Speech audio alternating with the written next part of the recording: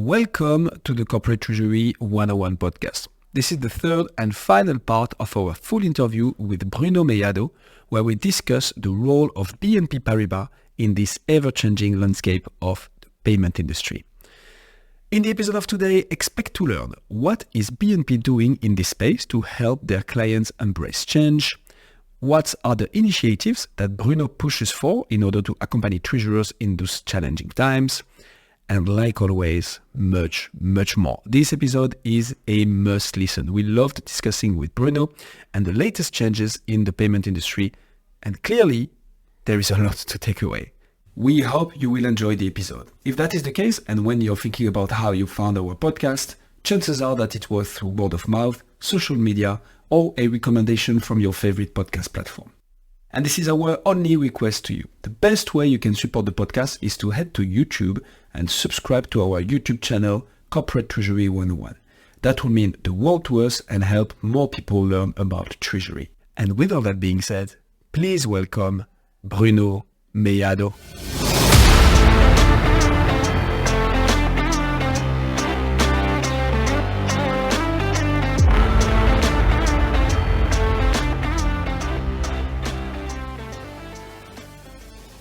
Bruno, how is BNP playing in all these different spaces then? So you guys are obviously a major player overall.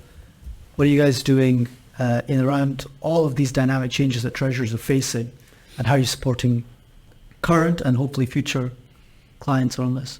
Well, we have a very strong relationship with our clients. We are today in Europe, at least, we have a banking relationship with one of every two corporates, which is great.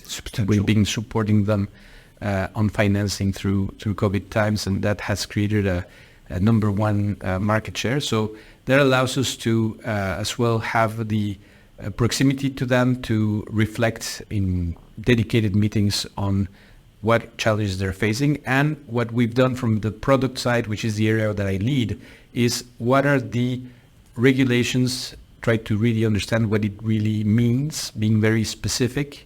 Number two, to lobby not only the regulators, of course, which are not the easiest necessarily to lobby, but lobby with the software vendors to make life easier for our clients to anticipate these changes. Some software vendors have seen some of these regulations coming, some haven't, and we're having to play a role to tell them, please get ready. And working with parties in the industry like SWIFT, like the different European clearing systems, both central banks or European facilitators of payments, to make sure that they anticipate these changes, that they build the services that lower the friction on this, and to create interoperability. And that's key because, again, to give you a very practical example, if I tell you, BNP Paribas tells you, and you're a corporate, I have the perfect solution for you, but you have to integrate my BNP Paribas API. You'll say, well, but I have another bank to integrate and another bank to integrate. Or please onboard this service, but it's specific to BNP Paribas. Well, that doesn't work for corporates. So what we're trying to play is both a role in the industry, to influence the industry to choose the standards, for example, to query the balance of your account. That's something we've done with SWIFT and other banks and corporates. Try to build the standards.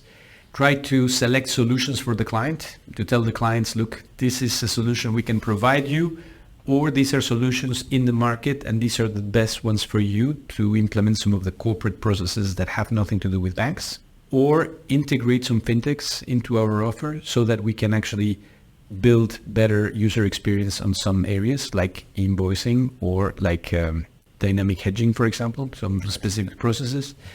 So these are the different ways in which we are working both on the product side, on the industry side, but at the end it all boils down to the advice. And so we've created an advisory team, which together with products go and meet clients wherever they are, do workshops, highlight the changes, highlight the options.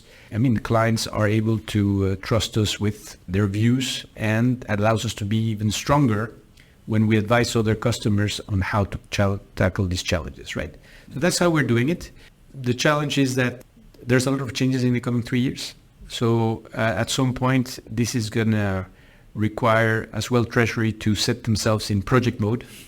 And that's really what they need, is they need to have a project mode set up to make these choices, to adapt their systems.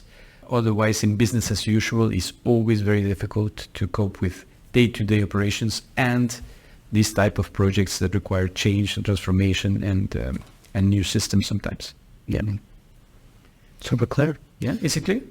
Yeah, Super clear. I think so. I like the advisory board part. I think that's a nice way to provide value to your clients or potential clients and to be recognized as experts. One thing I've definitely taken away from this episode is that just how much is going on. Yeah. So there's a lot going on and treasurers definitely need help with that, I think. Absolutely. So yes, it's the coming years will be very exciting, and I think it's exciting not just for Treasury, but for banks and for technology service providers. And so I'm sure we will learn from every single step and how to make that knowledge collectively available. I think that's going to be key, and this is where you come in. And I really thank you for this opportunity, because we need to get the word out that it's time to get organized.